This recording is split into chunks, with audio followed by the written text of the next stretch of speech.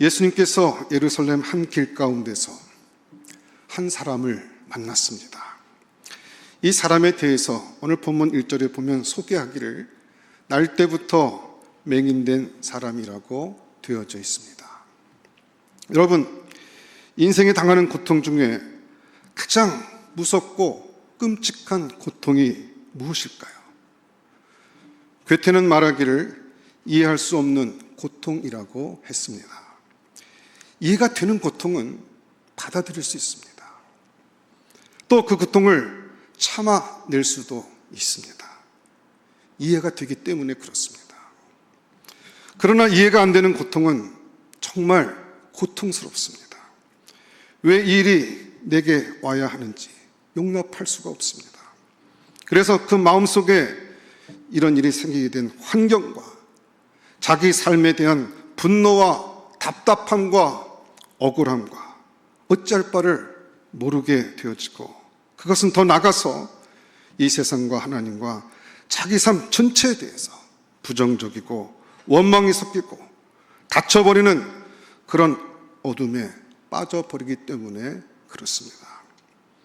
오늘 날 때부터 맹인된 이 사람이 당했던 고통은 바로 그런 것이 아닌가 싶습니다. 이 사람 입장에서는 자기가 무슨 잘못해서 눈이 먼 것이 아니었습니다. 자기가 택해서 이 고통스러운 어둠의 세상으로 들어온 것도 아니었습니다. 이유 없이 내던져진 인생입니다.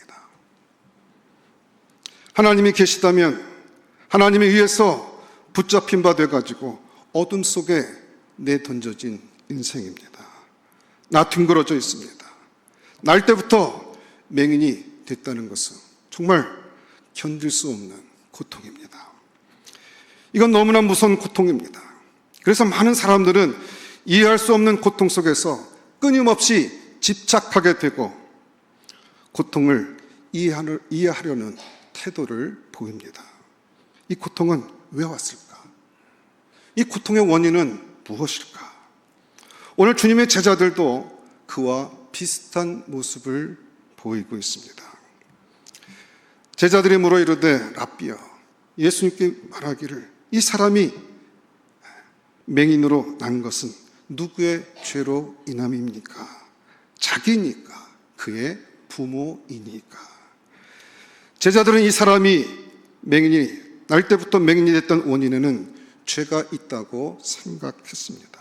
이것은 이 당시에 랍비들이 일반적으로 갖고 있던 태도였고, 그 다음에 바리새파 사람들이 가르쳤던 것이고, 구역의 율법이 그렇게 가르치고 있습니다. 죄 때문에 병이 온다는 것이죠.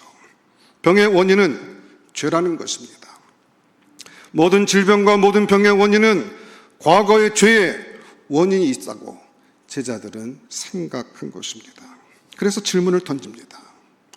그런데 대부분 보면은 이런 질문을 하는 사람들은 대체로 이 고난에 대한 깊은 두려움이 있기 때문에 이런 질문을 합니다. 이 사람들은 이해할 수 없는 고난이라는 것 자체를 인정하기가 싫은 것입니다. 어떻게 신이, 하나님이 우리가 이해할 수 없는 고난을 인간에게 주겠느냐 하는 것입니다. 원인 없이 고난을 주겠느냐 하는 것이죠. 만일 우리가 섬기는 그 하나님이 이유 없이, 원인 없이 인간을 막 고난 속으로 내던지는 신이 되면 어떻게 그런 신을 우리가 믿을 수가 있겠습니까? 무섭지 않겠습니까? 그런 신을 어떻게 섬길 수가 있겠습니까? 그래서 이 당시 바리새인들은 여호와 하나님을 섬기기 위해서라도 여호와 하나님은 이유 없이 고난을 주지 않는다고 자꾸 믿어야 했던 것입니다. 억지로라도. 그래서 이 세상에 고난과 신의 관계를 계속해서 연결시키고 이해하기 위해서 그 가운데 만들어낸 교리가 죄라는 것입니다. 죄. 물론 성경에 이 죄 때문에 고난을 받고 죄 때문에 질병이 들어오는 경우를 많이 얘기하고 있습니다. 그러나 성경은 그 죄라는 것을 이야기할 때 포괄적으로 이야기합니다. 아담이 범죄하고 타락했기 때문에 이 모든 죄와 질병과 고난이 시작됐지만 그것이 구체적으로 한 개인에게 그 고난과 질병이 생긴 것은 다 그 사람의 구체적인 죄 때문에 그게 들었다라고 성경은 그렇게 말하지 않습니다. 감기가 유행하는 거, 이거 다 아담이 타락한 다음부터 온 것이죠. 근데 내가 오늘 아침에 감기 들린 게 내가 어제 무슨 죄를 구체적으로 지었기 때문에 오늘 내가 감기 들렸느냐? 성경은 그렇게 말하지 않습니다. 포괄적으로 죄 때문이라고 얘기하지만 구체적으로 개인적으로 무슨 죄 때문에 내가 이런 병이 있고 이런 재난을 받게 되었다고 성경은 그렇게 말하지 않습니다. 근데 사람들은 그것을 모호하게 포괄적으로 해놓으면 두려운 거예요. 왜요? 나도 언제 그 고난을 당할지 모르니까. 그렇지 않습니까? 그러니까 스스로를 위로하기 위해서 이 사람들이 해놓은 것은 요러요러해서 그 병에 걸렸다라고 이렇게 정돈을 해놔야 요러요러한 죄를 안 지으면 나는 요런 재앙과 요런 병을 안 걸리겠구나라고 스스로가 위로가 되는 것입니다. 그래서 고난에 대해서 약하고 이 고난에 대한 깊은 공포심과 두려움이 있는 사람들은 끊임없이 그 병의 원인을 규명하고 싶은 것입니다. 그래서 바리새인들이 그렇게 규명했고요. 욥의 세 친구가 욥한테 그것을 그렇게 뒤집어 씌우려고 했던 것입니다. 욥은 난 갑자기 어느 날 이유 없이 당했다 이렇게 얘기를 하는데 세 친구는 맨 처음에는 안 됐다는 듯이 계속 봤지만 시간이 지날수록 욥의 그 말을 받아들였다가는 무서운 거예요. 왜요? 그걸 인정했다가는 자기네들도 언제 욥처럼 될지 모르는 거거든요. 그래서 그럴 리가 있냐? 하나님께서 그러실 리가 있냐? 그러면서 너 틀림없이 너 이런 고난을 당할 무슨 죄를 지었기 때문에 이런 고난을 당한 거야 라고 윽박지르기 시작합니다. 그리고 그걸 뒤집어 씌우려고 합니다. 그게 바리새적인 태도라는 것입니다. 바리새인들과 이 당시의 랍비들 그리고 예수의 제자들이 이 태어날 때부터 맹인으로 태어난 이 아이는 누구의 죄로 인함입니까? 라고 하는 태도는 전형적인 고난에 대한 공포에 사로잡힌 태도입니다. 가장 약한 태도죠. 여러분, 이 사람들은 항상 현재를 어떻게 생각합니까? 현재의 모든 문제의 원인이 어디에 있다고 생각하는 사람들입니까? 과거에 있다고 생각하는 거예요. 여러분, 사람이 현재를 바라보고 이 현재를 해석하는 방식에 두 가지 태도가 있습니다. 하나는 과거의 노예가 돼서 현재를 바라보는 사람이 있고요. 미래로부터 현재를 보는 사람이 있습니다. 과거의 사람이 있고 현재의 사람이 있다는 것입니다. 바리새인들과 오늘 예수의 제자들은 전형적인 과거에 속한 사람들이었습니다.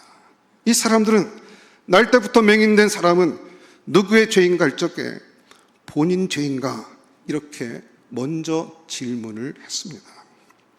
예수님이 누구의 죄입니까? 라고 물어봤을 때 주님께서 아무의 죄도 아니다 그렇게 대답할까 봐 무서운 겁니다. 그래서 빨리 자문자답을 합니다. 누구의 죄입니까? 그래 놓고는 주님께서 대답하시기도 전에 자기 죄입니까? 부모의 죄입니까?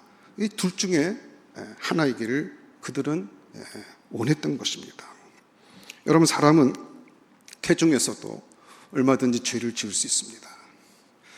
성경에 보면 야곱이라는 인생이 이 태중에서도 형하고 뱃속에서 싸우고 장자권 때문에 이 그 발목을 잡고 나오는 이야기가 소개되고 있습니다.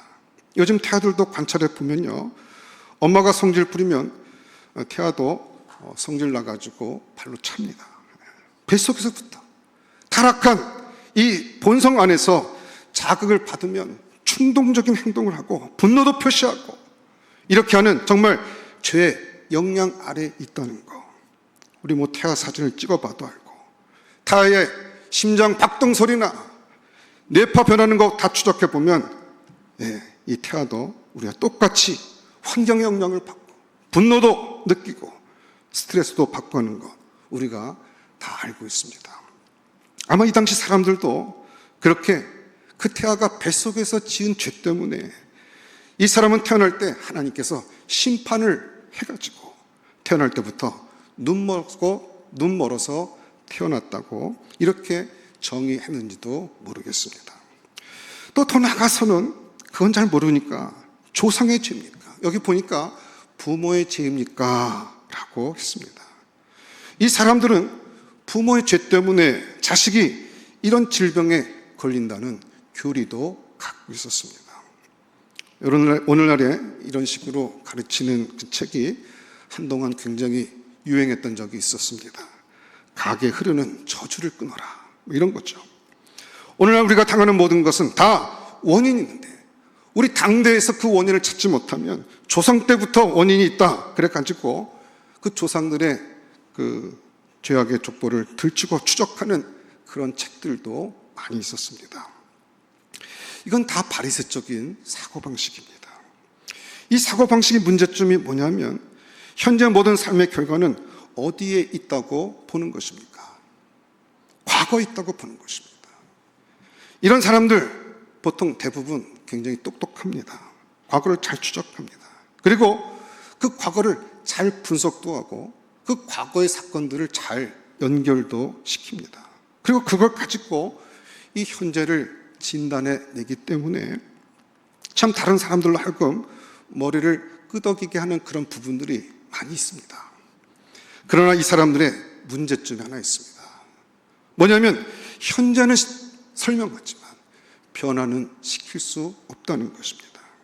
이 사람들 현재를 보는 눈이 늘 과거의 원형을 두고 보기 때문에 현재에 대해서 대체적으로 부정적입니다.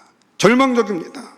설명은 잘하지만 그러나 그 설명 자체가 절망적인 설명을 할 때가 많다는 것입니다.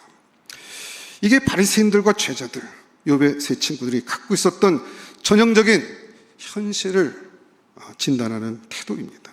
그래서 이 제자들도 이 영향을 받아가지고 이 날 때부터 맹인된 이 현실의 원인은 어디 있습니까?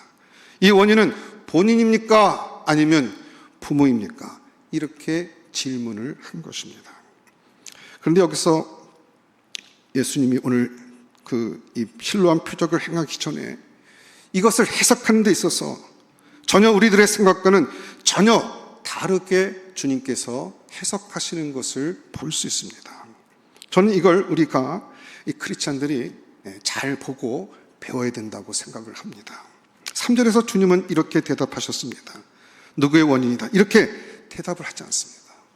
그리고 뭐라고 하십니까? 이 사람이나 그 부모의 죄로 인한 것이 아니라, 이 사람이 이렇게 된 것은 그 사람이나 그 부모나 혹은 과거에 있지 않다, 이렇게 얘기를 하면서 원인을 규명 안 합니다. 첫째로. 그리고 이렇게 얘기합니다. 그에게서 하나님의 하시는 일을 나타내고자 함이라. 주님은 이 고난, 이 사람의 이해할 수 없는 고난, 태어나면서부터 맹인된 이 사건을 놓고 과거의 원인에 의해서 이랬다라는 응답을 안 해주시고, 그렇게 보지 말고 너희는 항상 이렇게 보라고, 이렇게 생각하라고 말씀하십니다. 이 고난을 통해서, 이 사람의 고난을 통해서 하나님께서 앞으로 무슨 일을 행하실까, 거기에 기대를 갖고 봐라. 주님은 우리의 시선을 미래로 돌리십니다. 우리는 미래지향적인 사람이 되어야 합니다. 왜요? 하나님은 항상 미래로부터 오시기 때문에 그렇습니다. 하나님은 요한계시록을 왜 주셨습니까? 하나님은 선지자들을 왜 보내셔서 미래에 대한 예언서를 왜 주셨습니까? 하나님의 미래가 있기 때문입니다. 그리고 하나님은 항상 미래로부터 오십니다. 하나님은 위로부터 오시고, 그리고 미래로부터 오십니다. 공간적으로는 위로부터 오십니다. 초월해서. 시간적으로는 미래로부터 오십니다. 이 시공간이라는 것은 하나님께서 창조하신 것입니다. 태초에 시간의 창조죠. 하늘과 땅을 공간의 창조입니다. 창조하십니다. 시간, 공간 다 하나님이 창조하신 것입니다. 하나님에게는 시간과 공간이 의미가 없습니다.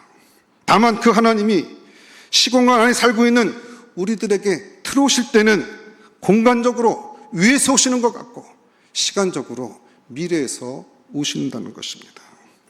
여러분, 믿음은 바라는 것들의 실상입니다.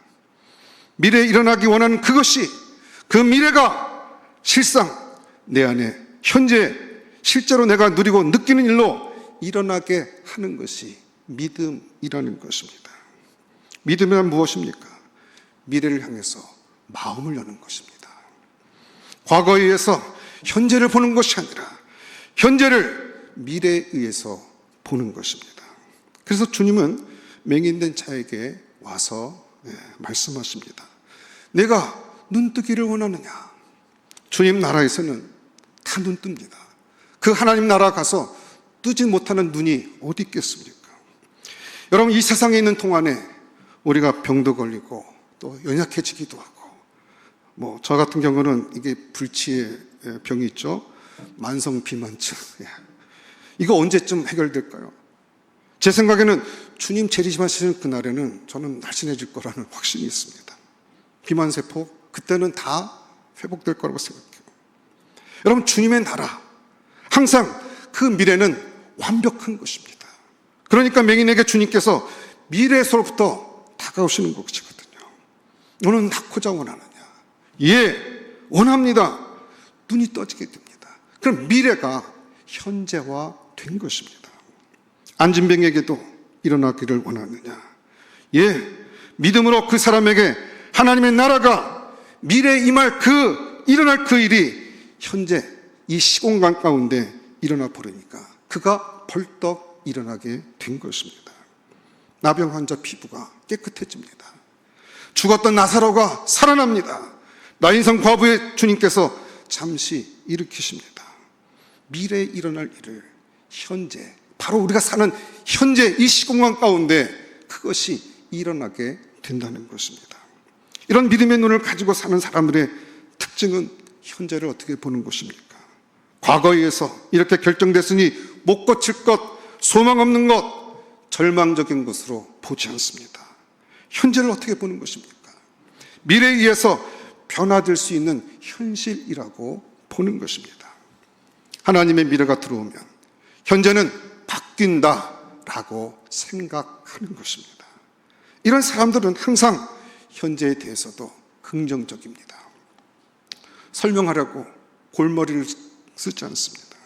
그 사람의 관심은 설명하는 데 있는 것이 아니라 어떻게 변화가 되느냐, 어떻게 바뀌어지느냐, 어떻게 나아지느냐, 어떻게 소망을 받느냐, 어떻게 절망과 어둠을 넘어서느냐, 여기에 관심이 있는 것입니다.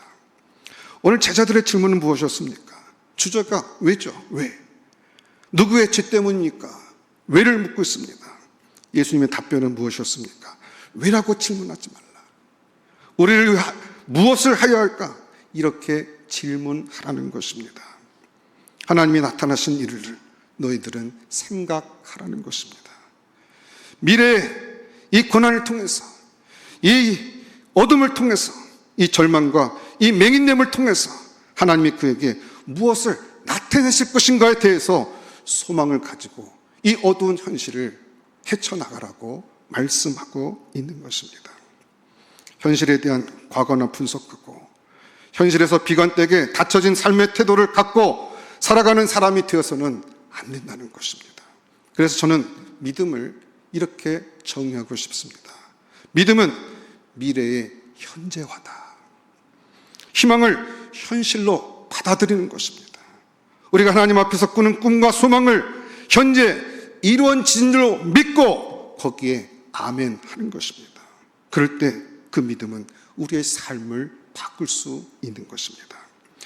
그러므로 우리는 과거에 속한 사람이 되어서는 안 됩니다. 왜라는 질문 자주 하지 마십시오. 왜라는 질문보다는 좀 더 생산적인 질문을 하십시오. 무엇을 하여야 하리까? 어떻게 변화시켜야 되겠습니까? 이것이 믿음의 사람들이 현실을 보는 태도인 것입니다. 부부가 서로 모여서도 과거 얘기 잔뜩 일기장 꺼내가면서 당신은 이래서 이런 사람이야. 그리고 서로 그렇게 괴롭히지 마십시오. 짧은 인생 사는데 그렇게 서로 들들들 볶아가면서 무슨 재미로 살겠습니까? 자학하지 마십시오. 이 절망이라는 병은 항상 과거로부터 오는 것입니다. 그리고 어떻게 우리의 눈을 과거에서 미래로 돌릴 것인가를 고민하는 것입니다. 우리들의 자녀들이나 우리 주변 사람 변하지 않는 모습을 보게 될 때도 넌 과거에도 이랬고 과거 이래서 또 이렇게 된 거야. 이렇게 보지 말고 너 미래에 변할 거야. 너 변하기를 나는 소망하고 있어. 하나님 변할 수 있도록 힘을 주시옵소서. 하나님께 구하고 하나님의 그와 같은 능력을 바라볼 수 있는 그와 같은 믿음이 필요하다는 것입니다. 여러분, 이것이 미래로부터 우리 주변과 현재와 우리 주변 사람들을 바라보는 태도, 자세인 것입니다. 주님은 제자들한테 왜라는 질문을 대해서 대답하지 않으셨습니다. 그리고 무엇을 해야 할까? 이렇게 생각하라고 우리에게 가르쳐주고 계신 것입니다. 그리고 주님께서 이어서 주님 하시고자 하는 일, 나타나시고자 하는 일을 설명하십니다. 이 4절, 5절, 6절 주님께서는 먼저 4절, 5절에서 이 사람을 통해서 나타나고자 하시는 일이 무엇인지를 말씀하고 있습니다. 우리 한번 같이 한번 읽어볼까요? 본문 4절, 5절 우리 한번 큰 소리로 한번 같이 읽어보도록 하겠습니다. 시작. 때가 아직 낮음에 나를 보내신 이의 일을 우리가 하여야 하리니 밤이 오리니 그때는 아무도 일할 수 없느니라. 내가 세상에 있는 동안에는 세상의 빛이로라. 주님은 우리의 현재를 이렇게 미래로부터 해석게 된다고 얘기해 주시면서 이 4절에 보면은 우리의 현재를 설명하고 있습니다. 때가 아직 밤이라고 그랬습니까? 낮이라고 그랬습니까? 낮이라고 그랬습니다. 우리는 항상 나는 밤이라고 생각하기가 쉽습니다.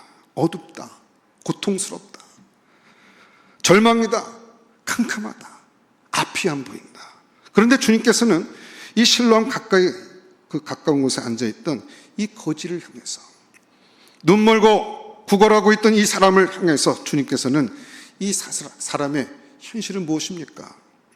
본인이 어둡다고 여기든 못 보고 있든 신세한테는 어떤 것이 돼도 상관없이 지금 뭐라고 말씀하고 있습니까? 객관적으로 낮이라고 보고 계신 것입니다. 왜 주님은 우리의 삶의 현실이 결코 어둠이 아니라 낮이라고 얘기하십니까? 오늘 본문에 보면 내가 세상에 있는 동안에 세상에 빛이기 때문이다 그러셨습니다. 주님은 이 세상의 빛이십니다. 이 빛이 들어와서 세상에 있는 동안에는 아무리 힘들고 어렵고 고통스러워도 낮이라고 주님은 말씀하시는구나. 아직은 낮이라고 말씀하시는 것입니다. 어떤 사람은 새벽일 수도 있겠습니다. 어떤 사람은 석양일 수도 있겠습니다. 어떤 사람은 오전일 수도 있겠습니다. 어떤 사람은 오후 3시나 5시쯤일 수도 있겠습니다. 어떤 사람은 대낮 정오 12시일 수도 있습니다. 그러나 분명한 것은 아직은 낮이라고 주님께서 말씀하고 있다는 것입니다. 우리는 우리의 현실에 대해서 결코 밤이라고 생각해서는 안 된다는 것입니다. 내 삶이 아무리 힘들고 어렵고 고통스러운 삶이라 할지라도 아직은 낮이라 이 주님의 말씀에 아멘 할 수 있어야 하는 것입니다. 아멘, 그렇습니다. 낮이군요. 주님께서 낮이란 말씀하시니 낮인 줄 믿습니다. 그렇습니다. 낮입니다. 현실을 어둡게 보지 말라는 것입니다. 주님의 눈길에 의하면 우리는 아직 낮입니다. 이 낮에는 어떤 일을 하게 되어 있습니까? 나를 보내신 이의 일을 우리가 해야 하리라. 주님은 자신만이 아니라 제자들과 함께 이 이야기를 나누고 있습니다. 우리는 이 낮은 동안에 나를 보내시니 즉 하나님의 일을 해야 한다는 것입니다. 여러분, 낮의 특징은 무엇입니까? 낮이라고 여기는 사람들은, 아직 밤이라고 여기지 않는 사람들은, 주님의 빛 가운데 나는 아직 낮이라고 여기는 사람들은 이 낮 동안에 하나님의 일을 해야 한다는 것입니다. 여러분, 저와 여러분의 삶 속에 아무리 어려운 일이 있다 할지라도 어둠이고 밤이라고 여기지 마십시오. 주님은 여러분들이 주님을 모셔드리는 한 해는, 여러분 안에 예수 그리스도께서 살아계시는 한 해는 주님은 결코 여러분을 밤이라고 인정하지 않습니다. 아직 낮이라고 말씀하시는 것입니다. 낮은 과거를 분석하고 비판할 때가 아닙니다. 낮은 하나님이 보내신 일을 어떻게 이룰까에 대해서만 마음을 모으고 그 일에 골몰할 수 있어야 합니다. 우리는 아버지의 보내신 일을 해야만 하는 때에 있는 것입니다. 이게 낮을 살아가는 사람들의 태도인 것입니다. 그리고 주님께서 오늘 이적을 행하시는데요, 6절을 보시게 되면 이 말씀을 하시고 라고 되어 있습니다. 그러니까 여러분, 주님은 오늘 이 실로암 표적을 행하실 때 나타내시고 하는 것이 실로암이 누구냐라는 것입니다. 여러분, 실로암은 누굽니까? 주님께서는 나라 이렇게 말씀하십니다. 내가 참 실로암이다. 내가 하나님의 실로암이다 라고 말씀하고 있는 것입니다. 여러분, 이 실로암이라는 단어 속에는 예수님의 언어 플레이가 보이고 있습니다. 상징적인 태도죠. 우리가 이 7절을 읽다 보면 가로를 쳐놓고 거기에 뭐라고 써져 있습니까? 실로암은 번역하면 보내심을 받았다는 뜻이다. 요한복음 여러분 우리가 해석할 때 주님께서 이렇게 지나가면서 툭 던지는 말이 이 굉장한 암시가 있기 때문에 요한복음을 해석할 때 우리가 좀 신경 써서 해야 될 부분들이 있습니다. 여러분, 이 다윗성 안에 있는 이 실로암에 가서 이 사람이 그 말씀에 따라서 순종했습니다. 가서 씻었더니 어떻게 됐습니까? 눈이 떴습니다.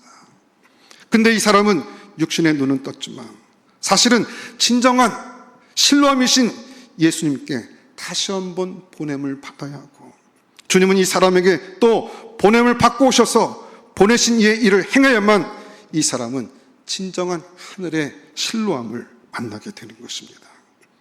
이 사람은 아직 육신의 눈을 뜨고 이 육신의 실로암에 가서 눈을 뜨고 하나님의 말씀을 체험했지만 아직 예수, 참 실로암이신 예수님께는 나가지 못했습니다. 이 신문을 받을 때 보게 되면 이 사람이 예수님에 대한 진술을 이렇게 합니다. 맨 처음에는 예수라는 그 사람이 라고 했습니다. 그리고 그 다음 구절 보십시오. 예수라는 그 사람 대신에 이 사람이 두 번째 사용한 것을 보게 되면 17절에 보면 예수님에 대해서 뭐라고 얘기하고 있습니까? 대답하되 선지자이다. 선지자라고 얘기를 합니다. 조금 낮았죠. 33절에 보십시오. 논쟁을 하면서 이 사람은 뭐라고 얘기하고 있습니까? 이 사람이 하나님께로부터 오지 아니하였으면 아무 일도 할 수 없으리라 라고 함으로써 예수를 누구라고 얘기를 합니까? 예수를 하나님께로부터 온 자라고 했습니다.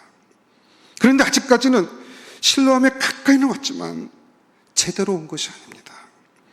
예수님이 사람이고 선지자이고 또 하나님께로부터 온 사람이다, 여기까지는 얘기하고 있습니다. 그러나 그가 진정 누구인지는 아직 모르고 있습니다. 그러니 이 사람은 육신의 실로암에는 갔지만 어디 실로암에 가야 할 사람입니까? 예수라고 하는 참 실로암, 깊이 다가가야 하는 사람이었습니다. 그런데 이 사람은 스스로 다가갈 수가 없습니다. 이 사람이 다가갈 수 있는 건 여기까지밖에 못 옵니다. 하나님께로 온 사람입니다라는 진술하는 것, 거기까지밖에 못 갑니다. 그렇기 때문에 이것을 건너뛰어서 예수님께서 먼저 찾아오셔야만 했습니다. 사람이 갈 수 없는 그 길을 주님은 다가오셔야 합니다. 그것이 어디에 나타나고 있습니까? 여러분 35절에 보면 이렇게 되어 있습니다. 예수께서 그들이 그 사람을 쫓아냈다 하는 말을 들으셨더니 그를 만나사 이르시되 내가 인자를 믿느냐. 여러분 누가 먼저 찾아왔습니까? 예수님께서 먼저 찾아오셨습니다. 36절 대답하여 이르되 주여 그가 누구시오니까 내가 믿고자 하나이다. 이 사람은 그분에 대한 믿음을 갖고는 있었지만 그가 누구인지는 아직 몰랐습니다. 나를 실로함으로 보내신 그 예수라는 사람이 선지자인 것 같기도 하고 하나님께로부터 온 사람이라는 확신이 있는데 그가 누구인지는 정확하게 모릅니다. 그러자 37절에 예수께서 이르시되 내가 그를 보았거니와 지금 너와 말하는 자가 그이니라 그랬습니다. 그러자 이 사람이 그때서야 비로소 38절에 이르되 주여 내가 믿나이다 하고 절하는지라. 여러분 이 절한다는 표현이 요한복음에 보면 3번 등장하는데 바로 예수님의 신성을 목격할 때 그때 그 주님을 경배할 때 썼던 단어들입니다.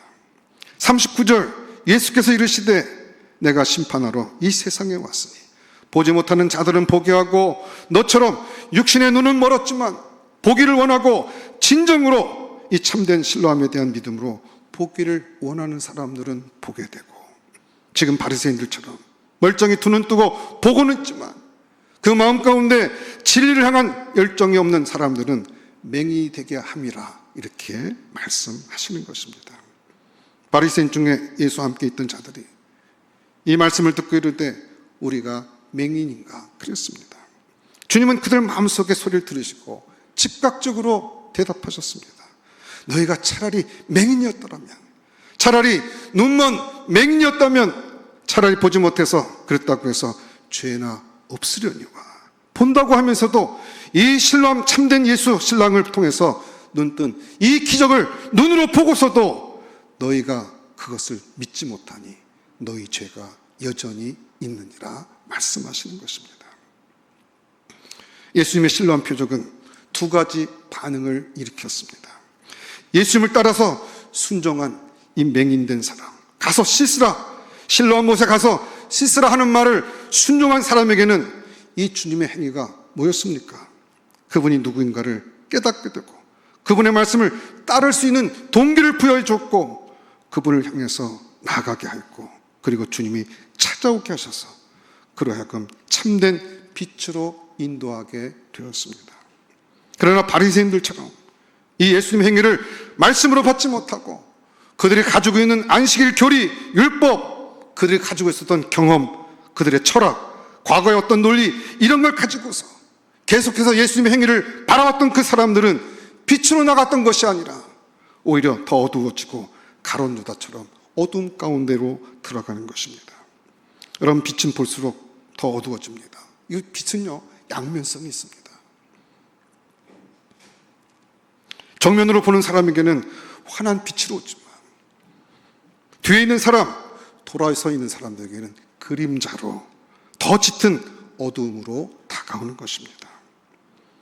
우리는 빛으로 이 참된 신뢰함으로 이 세상의 빛으로 들어오셔서 우리의 눈을 떠주기 위해서 보냄을 받은 그분께 보내신 받은 그분을 만났느냐 안 만났느냐 그것이 중요한 것입니다. 오늘 이런 측면에서 볼 때 예수님의 이 침 뱉어서 그 진흙에 이겨가지고 눈에 발라준 것 이 자체에 무슨 신비한 그런 의미가 있다고 봐서는 안 됩니다. 또 한 가지 우리가 생각해야 될 것은요, 우리가 우리의 경험에 의해서 자꾸 해석하려고 한다는 것입니다. 우리는 경험에 의해서 예수님의 행위를 자꾸 내 경험의 기준에서 해석하려고 할 때 우리는 잘못 해석하는 우를 범하게 됩니다. 엉뚱한 데로 빠지게 됩니다. 주님이 원하지 않는 어둠 가운데 들어갈 수가 있습니다. 오늘 주님의 행하신 행위는 오직 무엇에 의해서 해석되어야 빛 가운데 들어갈 수 있다고 말씀하고 있습니까? 주님의 말씀에 의해서 해석되어질 때 빛 가운데 들어갈 수 있다는 것입니다. 오늘 주님이 이 행위를 왜 했습니까? 이게 참 이상한 행동이죠. 침을 뱉어서 진흙을 이고 그 진흙을 눈에 바르는 이상한 행동을 주님께서 하셨던 이유가 무엇이었습니까? 이 행동을 해야 이 사람은 말씀에 따라 움직이기 때문에 그렇습니다. 말씀에 따라 움직일 수 있는 동기를 부여하기 위해서 주님께서는 침을 뱉으시고 진흙을 이겨서 눈에 발라 주었습니다. 여러분, 이 사람의 진술을 보십시오. 우리 11절 말씀 한번 같이 읽어볼까요? 11절 말씀 우리 같이 한번 큰 소리로 같이 읽어보겠습니다. 시작.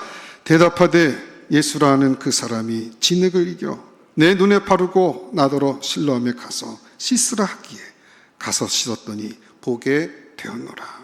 여러분, 이 사람이 가서 씻게 된 동기는 무엇이었습니까? 그 사람이 하나님 말씀을 따라가겠다는 동기가 무엇이었습니까? 그 진흙을 눈에 발랐기 때문에 간 것입니다. 예수님의 이 행위는 침의 의미를 갖거나 그 이긴 것에 의미를 가져서 어떤 학자들은 이렇게 얘기를 합니다. 이건 예수님께서 진흙을 이겨서 아담을 만든 것처럼 진흙을 이겨 눈에 발라가지고 낫게 한 거다. 이건 정확한 해석이 될 수가 없습니다. 이건 고대 신화적으로 해석한 것입니다. 오늘 본문에 보면 이 사람이 진술을 토대로 해서 보게 될 때 그런 해석보다는 침을 뱉어 진흙으로 이겨 눈에 발랐기 때문에 내가 같다라고 고백하고 있는 것입니다. 주님의 말씀에 실로암에 가서 씻으라는 그 주님의 명령, 주님의 말씀을 따를 수 있는 동기를, 그 말씀을 순종할 수 있는 동기를 주님께서 이 이상한 행동을 통해서 그를 복돋아 준 것입니다. 여러분, 때로 주님의 말씀을 전하실 때 아무 행동 안 해도 믿음이 좋아서 주여 믿습니다. 백부장처럼 그런 사람이 있습니다. 또 왕의 신하처럼 말씀만 하시옵소서 내 아들이 낳겠나이다. 이렇게 고백하는 사람들도 물론 있습니다. 그렇게 해가지고 낫게 되는 그런 일들을 일으킬 때도 있습니다. 그러나 주님께서는 늘 그렇게 하시지 않습니다. 주님은 우리의 인간의 연약함을 너무나 잘 아시기 때문에 말씀을 줘도 이 사람이 그것을 말씀 가운데 행할 수 있을까? 그것을 행하지 못할까 봐 그것을 도와주도록 이와 같은 행위를 주님께서 하신다는 것입니다. 나병 환자는 쓰다듬어 주셨습니다. 그 베드로의 장모를 일으킬 적에는 손을 잡아 일으키셨습니다. 그러면서 병이 나았다고 외치셨던 것이죠. 주님의 말씀으로 낫게 해주실 적에 그 전에 그 말씀을 받아들일 수 있도록 믿음을 복돋게 하기 위한 행동을 하시는데, 여러분, 이것은 행위 계시입니다. 오늘 주님이 침을 뱉으시고 진흙을 이기시고 눈에 발라주신 것은 바로 그와 같은 의미가 있는 것입니다. 저는 이렇게 생각합니다. 주님께서 이처럼 복돋아주는 행위를 할 때 그 다음에 말씀을 쫓아가느냐 아니면 자기의 경험, 자기의 생각으로 돌아가느냐에 따라서 빛과 어둠으로 갈라진다는 것입니다. 오늘 이 자리에 많은 분들이 예배를 드리고 설교를 듣습니다. 설교가 무엇입니까? 저는 이것이 주님의 침뱉음이라고 생각합니다. 주님의 진흙 이기심이라고 생각합니다. 우리의 마음에 발라주심이라고 생각합니다. 이걸 통해서 우리가 말씀 가운데 믿음의 뿌리를 내리고 빛 가운데 들어가는 삶을 살라고 격려하시는 것입니다. 그런데 그런 격려를 통해서 가서 씻었더니, 말씀대로 실로암에 가서 씻었더니 말씀으로 나가고 홀로 하나님 말씀 앞에 서는 사람들, 그 사람들은 빛 가운데 들어가는 것입니다. 그런 사람들은 점점 주님에 대한 진술이 그 소경처럼 점점 그것이 뚜렷해집니다.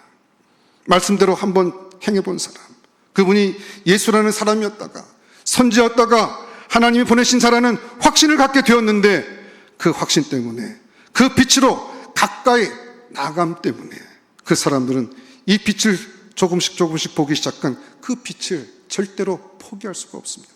어떻게 포기된 빛인데, 오랜 세월 뱃속에서 빛을 한 번도 본 적이 없는데 이 빛을 어떻게 그들이 포기할 수가 있겠습니까? 파문하겠다, 출교시키겠다, 그런데도 포기하지 않습니다. 여러분, 이 파문이라는 거 유대교에서는 굉장히 무서운 것입니다. 이건 영구 파문을 가리키는 것인데, 오늘 본문에 보면 산헤드린 공회에서 결정한다고 합니다. 근데 이 파문이라는 것이 무슨 뜻인지 아십니까? 사탄에게 내줬다는 거예요. 이 당시에 이렇게 파문 당하게 되면 이 사탄에게 내준 사람은 그 사람과 접촉도 할 수가 없습니다. 그 근경 2m 안에 들어가면 안 됩니다. 취직도 못하고 아무것도 못합니다. 완전히 끝나는 거예요. 오늘날 에이즈에 걸린 것보다 더 무서운 상황이 그 당시에 파문을 당하고 출교를 당하는 것입니다. 완전히 끝나는 거예요. 여러분, 과거에 우리가 세계사 공부할 때 그 카노사의 굴욕이라고 있지 않습니까? 유명한 사형사 사건이 있었는데, 이 그레고리 황제가 하인리 4세라고 하는 사람, 이 신상 로마 제국의 황제가 자꾸 그 교황한테 대드니까 그 파문을 시켜버렸습니다. 근데 이 파문 당하기 전까지는 잘 몰랐는데, 이 파문을 당하고 나니까 이제 신하들이 그 제후들, 그 백작, 후작, 남작, 이 제후 기사들이 이제 언제든지 그냥 칼로 찔러서 죽여도 됩니다. 쿠데타가 일어나는 것이 그가 인정이 된 거예요. 누구든지 죽여라 하고 교황이 인정을 해버린 것입니다. 근데 이 하인리 4세가 그걸 감당하지 못해가지고 그때 그 고레고레 교황이 저 산속에, 그 이태리 산속에 있는 그 카노사라고 하는 그 겨울 별장이 있는데 거기 가서 눈 구경하고 있는데 그 신성 로마 제국의 황제가 3일 동안 맨발로 눈 속에서 꿇어 엎드려 빌어가지고 겨우 파문을 면했던 일화가 있습니다. 그게 무서운 게 파문입니다. 근데 이 당시 맹인이었던 이 사람은 파문을 당했지만 두려워하지 않았습니다. 이 사람이 파문당했다는 소식을 듣게 될 때 주님께서 그 사람을 찾아가 주셨습니다. 그리고 그를 빛으로 인도해 주십니다. 보냄을 받은 자의 사역을 그에게 행하신 것입니다. 때가 아직 낮음에 우리가 하나님의 일을 하리라. 실로암의 일, 보냄을 받은 일을 하리라. 이것은 빛의 일이었습니다. 어둠에서 빛으로 건너오는 일이었습니다. 주님은 말씀을 가지고 빛으로 미래로 향해서 나아가라고 말씀하고 있습니다. 왜 그러냐를 따지지 말고, 어떻게 했느냐를 따지지 말고, 무엇을 위해 일할까라는 질문을 가지고 미래를 향해서 발을 내디디라고 말씀하고 있는 것입니다. 그때 생명과 영생을 허락하신다고 말씀하고 있는 것입니다. 주님은 과거에 의해서 현실을 해석하지 말라고 하셨습니다. 그것은 어둠의 행위라는 것입니다. 주님은 미래에 의해서 현실을 보고 하나님 말씀에 의해서 내 삶을 들여다보고 빛에 의해서 어둠을 물리치고 치러야 될 대가를 치르는 사람들은 빛 가운데 나올 수 있다고 말씀하고 있는 것입니다. 주님은 찾아오십니다. 때가 아직 낮음에 우리가 하나님의 일을 하리라. 빛의 일을 하러 우리 가운데 다가오시는 것입니다. 우리의 삶은 어떻게 어둠에서 빛으로 바뀔 수 있겠습니까? 어떻게 밤에서 낮으로 돌아갈 수가 있겠습니까? 어떻게 실로암으로 가서 씻김 받은 삶을 우리가 살 수 있겠습니까? 빛이시고 참 실로암 되신 우리 주 예수 그리스도의 말씀을 향해서 나갈 때 우리는 빛 가운데 머무르고 살아갈 수 있습니다. 미래를 향한 삶을 사십시오. 우리의 현재는 변화될 수 있습니다. 절망은 넘어서고 어둠은 물러갈 것입니다. 이 빛 대신 주님의 실로암의 표적이 저와 여러분 가운데 넘치시기를 주님의 이름으로 축원합니다. 기도하겠습니다. 하나님 감사합니다. 저희들은 주님을 모시고 또 우리는 우리의 삶이 여전히 밤이라고 탄식하는 어리석음이 있습니다. 그러나 세상에 빛 대신 주님이 우리 안에 들어오신 이상 지금은 밤이 아니고 낮이요 빛인 줄 믿습니다. 주님, 우리 마음 가운데 믿음을 주셔서 주님의 그 침뱉음과 진흙을 이겨주심과 발라주시는 이 손길 앞에서 우리가 말씀 앞에 아멘할 수 있는 믿음의 종들 되게 하시고 우리의 삶에 정말 무엇을 위해서 또 어떻게 살아야 될 것인지를 주님 우리 심령 가운데 말씀하시는 그 음성대로 살아갈 수 있는 믿음의 종들이 다 될 수 있도록 은혜 허락하여 주시옵소서. 모든 것 감사하고 예수님 이름으로 기도드렸사옵나이다. 아멘.